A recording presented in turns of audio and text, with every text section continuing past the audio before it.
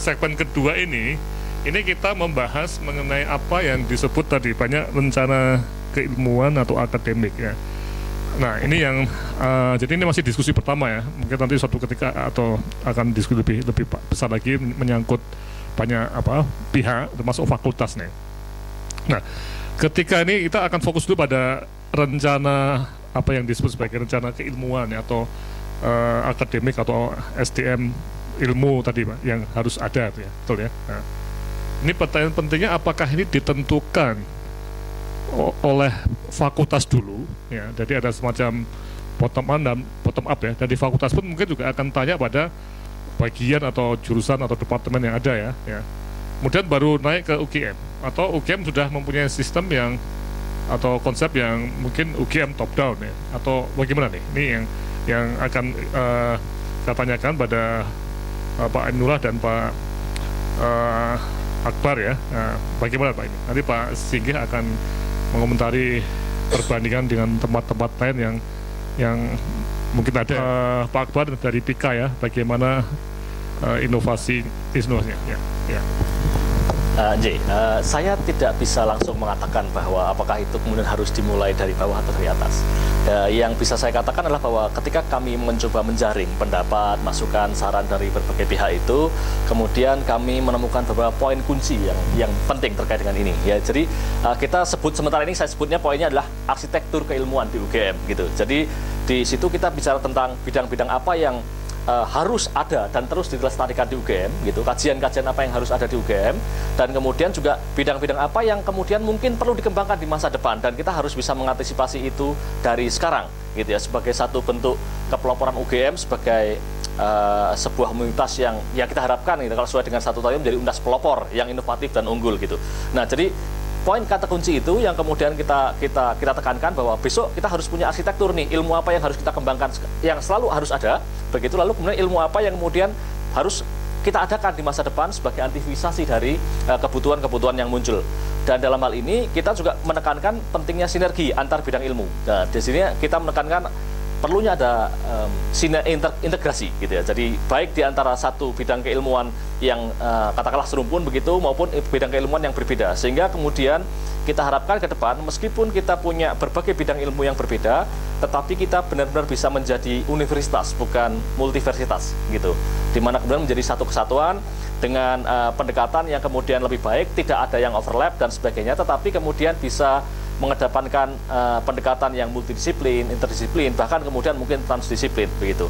Nah, saya nggak bisa mengatakan Pak, apakah itu harus mulai dari bawah atau ke atas, dan tetapi semangatnya RIK ke depan harus begitu. Ya, tapi intinya berasal dari arsitektur keilmuan ya. Betul ya.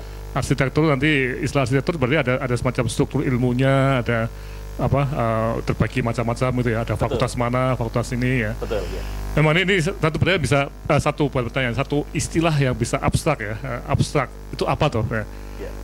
Arsitektur keilmuan tadi. Nah, ini mungkin Pak Aminullah ya, dalam konteks Renbang sendiri itu apakah kalau sudah seperti ini, pertanyaannya apakah kita itu perlu RIK fakultas Pak? Jadi karena bicara nanti arsitektur keilmuan ya, itu yang paling tahu kan bukan level rektorat loh ya, tapi level fakultas ya. Tapi apakah Renbang di level universitas itu mempunyai semacam Renbang di level fakultas nggak Pak? Untuk memulai ini Pak? Ini Pak Aminullah. Terima kasih. Jadi memang RIK ini bukan hanya karena dari statuta dulu, juga kami punya referensi Pak. Jadi Renbang kebetulan tahun 2000 terakhir 2000 RSPJP tahun 2011. Tahun 2011 kami kebetulan saya belum di Renbang, tapi saya kebetulan menjadi tim task force dari RSPJP UGM 2050. Nah, di sana sendiri idenya waktu itu zaman masih Pak Jarwadi, beliau bercita-cita bahwa UGM ke depan harus berasal dari sivitas akademika sendiri. Jadi ide-idenya sendiri dari bawah ke atas ya. Itu mungkin tambahan untuk perencanaan. Tapi secara umum RIK sendiri adalah rencana induk yang secara global Pak. Jadi tidak langsung khusus langsung keluar nanti prodi tertentu harus bertahan, tidak ya. Jadi ini masih secara global. Tetapi nanti di RSP kita juga punya acuan. Betul. Tapi tadi pertanyaan gini Pak, pertanyaan apakah Renbang akan minta masukan atau pendapat dari level fakultas Pak, di dekan-dekan dan mungkin ya saya kata wadah-wadah ya barangkali ya, untuk melihat sebenarnya arsitektur tadi yang dikatakan oleh Pak Akbar ya, arsitektur keilmuan itu sebenarnya apa itu, dan dari mana mulainya. Ini kan seperti membangun satu bangunan ya, atau rencana tadi itu, apakah dimulai dari level UGM, rektorat dulu atau fakultas Pak? Ya, ini yang jadi pertanyaan besar Pak. Ya. Sementara masih kalau misalkan ini masih karena ini memang masih panjang perjalanannya, tapi kami masih sudah punya data, Pak. Ya. Jadi data ini juga sudah dikumpulkan tahun 2011 dari unit-unit, bahkan dari mahasiswa, dari fakultas, dari dekan dan lain, itu sudah ada datanya dikumpulkan, dan itu menjadi masih dokumen ya, dokumen RSPJP 2050 itu bisa jadi tambahan dari bawah. Tetapi sementara untuk Erika yang sekarang 2015 ini, sementara kita masih belum merencanakan ke sana ya Pak Akbar. Tetapi karena kenapa? Karena di sini adalah Erika ini secara masih global. Ya, enggak Mas. Jadi ini memang ini diskusi pertama ya. Jadi nggak akan berhenti di sini ya. Kita akan mencoba untuk mencari titik-titik lemah dalam proses ini, atau hal-hal yang mungkin perlu kita antisipasi. Karena sebenarnya teman-teman di lapangan ya itu, atau di dosen itu juga pengen tahu sebenarnya RIK-nya itu apa tuh, dan bagaimana partisipasi para dosen Pak yang ada di jurusan, di bagian departemen, di fakultas itu, apakah mereka hanya terima jadi atau ikut berpartisipasi Pak? Ini Pak Sigeh gimana Pak? Kira-kira yang idealnya gimana Pak? Idealnya ya Pak, ini Pak Sigeh, kita sebenarnya idealnya gimana Pak? Terima kasih Pak Laksono.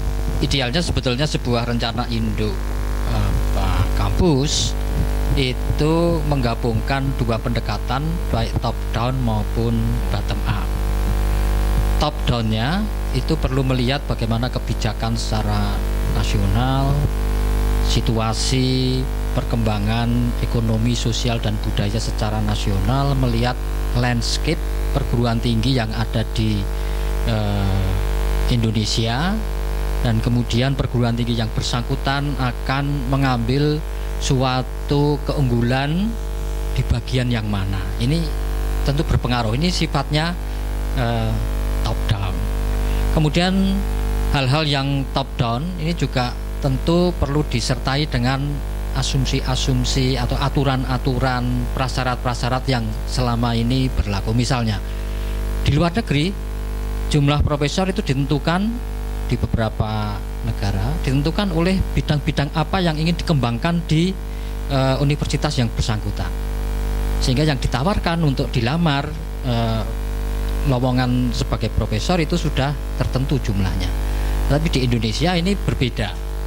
Praktis setiap dosen kalau memenuhi persyaratan dia akan bisa menjadi profesor, sehingga ini tentu akan memberikan konsekuensi yang berbeda di dalam kita merencanakan, baik itu dari sisi spektrum keilmuan maupun dari sisi fasilitas dan rencana SDM. Kemudian dari sisi misi, di banyak perguruan tinggi di negara industri yang maju, misi yang utama mereka adalah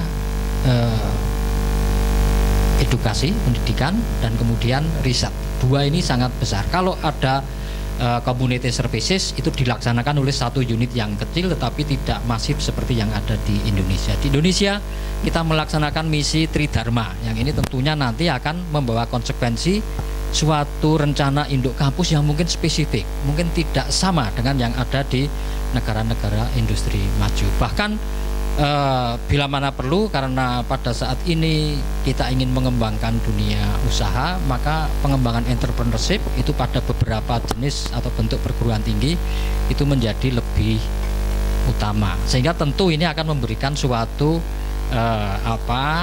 rencana induk yang berbeda. Nah, ini dari sisi top down-nya Pak. Nah, dari sisi bottom up ini jelas aspirasi dari para dosen, karena mereka adalah yang paling tahu di bidang keilmuannya, ini sangat-sangat diperlukan. Juga harapan-harapan dari para mahasiswa, karena kalau kita berbicara rencana induk ini jangka panjang, bisa 15 sampai 25 tahun, sehingga masukan-masukan dari berbagai pihak secara internal dari kampus diperlukan, termasuk masukan-masukan dari dunia usaha, Pak. Ya, ini menarik. Jadi saya akan di segmen 3 memang fokus pada bottom up atau top down-nya ini ya.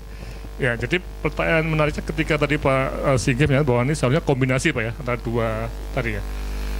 Nah, ini terkait dengan agenda penyusunan RIK UGM tahun ini, apakah menurut Pak Akbar ya sebagai dari PIKA itu apakah sudah mengakomodasi bottom up dan top down ini atau bagaimana, dan nanti kembali lagi pada Pak Aminullah ya, apakah fakultas-fakultas yang saya tahu tuh fakultas nggak punya renbang Pak, yang nggak punya tuh. Nah, apakah kemudian harus ada renbang ad hoc di fakultas dalam rangka RIK di waktu berapa minggu atau itu tiap-tiap fakultas harus nyusun ya, timnya itu yang di ini tapi Pak Akbar dulu Pak, jadi bagaimana Pak kombinasi bottom up sama top down itu bisa diakomodir nggak oleh RIK UGM saat ini Pak? Sejauh ini kami sudah mencoba untuk begitu. Pertama begini, kami kalau terkait dengan top down bahwa rektor sudah memberikan amanat dan kemudian mengesahkan sebuah tim, yang tim itu terdiri atas berbagai pihak begitu, termasuk ada dewan pakar yang itu lintas fakultas begitu, lalu kemudian ada pelaksana di bawah yang kemudian juga lintas fakultas begitu, melibatkan baik PIKA, Renbang maupun bagian-bagian yang lain dari UGM, dan kemudian juga kita mencoba untuk mendengar aspirasi dari bawah sebenarnya.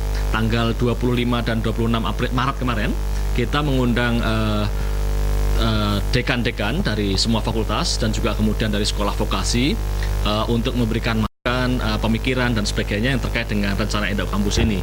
Tapi itu saya potong Pak, karena aspirasi tadi apakah dekan itu datang dengan satu kertas kerja yang sudah disiapkan, ini loh rencana itu fakultas saya atau rencana kami mau seperti ini, atau hanya datang kemudian secara spontanitas itu ingin apa gitu? Itu dua hal yang berbeda Pak. Ya, ini pertama gini ya, alhamdulillah bahwa ternyata dari undangan itu sebagian dekan datang hadir langsung, dan kalaupun nggak hadir dia mewakilkan wakil dekan yang terkait begitu.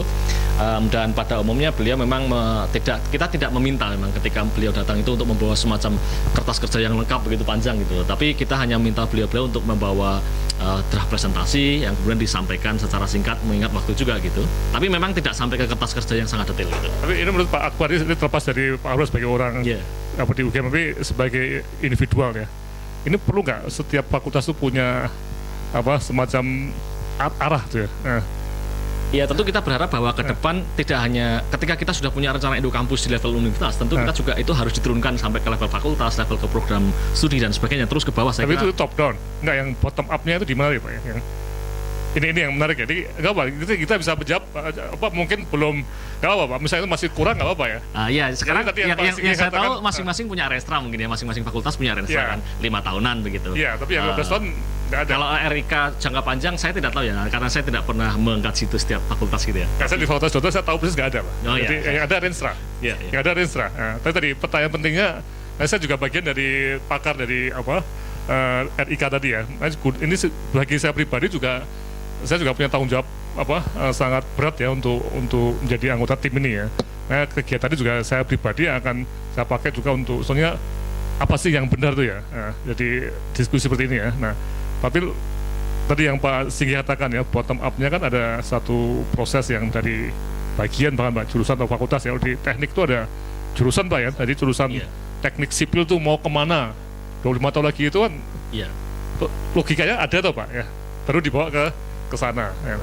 Oke, nggak apa-apa. Kira-kira nggak apa-apa. Tapi dari Renbang gimana Pak? Apakah unit Renbang di fakultas atau ad hoc Renbang itu perlu Pak dalam konteks RIK saat ini Pak? Ya, sangat menarik Pak. Jadi memang di sini kita dalam mengadakan pertemuan workshop maupun FGD, kita memang biasanya belum mempersiapkan untuk form-form aspirasi. Tetapi kami harapkan mereka memunculkan sendiri ide-ide, karena ini masih masih pengembangan terus. Kemudian tentang apakah unit Pak? Unit sendiri kalau dari fakultas ya, dari Dikti sendiri misal Badan Akreditasi Nasional itu renstra itu harus mengacu pada renstra universitas. Bahkan renstra kalau yang di luar renstranya itu berbeda dengan universitas maupun fakultas dari jurusan tersebut, maka itu nilainya berbeda, lebih kecil. Jadi memang diharapkan renstra tersebut masih mengacu pada universitas secara umum, kemudian secara khusus fakultas Kalau kemudian Resta, kita sudah berjalan itu Pak ya. Tapi yang jadi problem besar itu ketika ini contohnya di Rutgers ya, ini juga mereka menyatakan bahwa yang disebut sebagai mereka jelas physical master plan itu ada. Nah, tapi juga ada semacam strategic plan nama perencanaan jauh ke depan itu mereka juga mengatakan seperti itu ya. Nah, cuman balik lagi pertanyaan karena UGM begitu besar ya. Nah, saya sih sebagai anggota tim di RIK itu juga merasakan tadi kebebanan kalau harus mikir apakah ini betul-betul kita sendirian di atas kemudian bikin sesuatu yang top down tadi. Nah, pertanyaan yang segmen 2 itu intinya di sini apakah kan nggak perlu jawaban sekarang loh, ini baru diskusi awal ya. Jadi kelihatannya dari apa yang Pak Singgih katakan tadi ya, kita masih belum mempunyai semacam perhatian yang besar untuk bagaimana bottom up-nya loh Pak. Dan apakah tadi di dekanat itu ataupun fakultas itu ya siap dengan RIK-nya masing-masing ya. Nah, ini yang dikompilasi atau sesuatu yang boleh ya. Jadi UGM bikin dulu draft awal kemudian disebarkan ke dekanat dan sebagainya, tapi nanti akan masuk segmen ketiga. Oke. Jadi kesimpulan segmen kedua ya, ini karena waktunya sudah 15 menit ya. Intinya memang kombinasi antara top down sama bottom up ini harusnya perlu Pak ya, Pak Singgih, ini dari perlu ya. Nah, tapi de facto-nya di proses RIK UGM itu masih belum jelas yang bottom up-nya. Bahwa bagaimana dari fakultas ini ya. Ini mungkin Bu Ika ya dari PK juga mungkin ini pemikiran aja Pak, inovatif aja ya. Tapi saya yakin teman-teman di dosen di seluruh UGM akan sangat tertarik gitu. Karena kalau mereka tidak merasa terlibat dalam proses RIK, ini jangan-jangan RIK hanya jadi dokumen yang, dan kita tahu persis Pak, dokumen yang hanya ada di gedung-gedung resmi tapi nggak pernah dibaca oleh semua dosen. Ya. Oke, ini apa? Ini enggak gitu. Ya, ini kesimpulan kedua, kesimpulan dari segmen kedua pertemuan kita ini.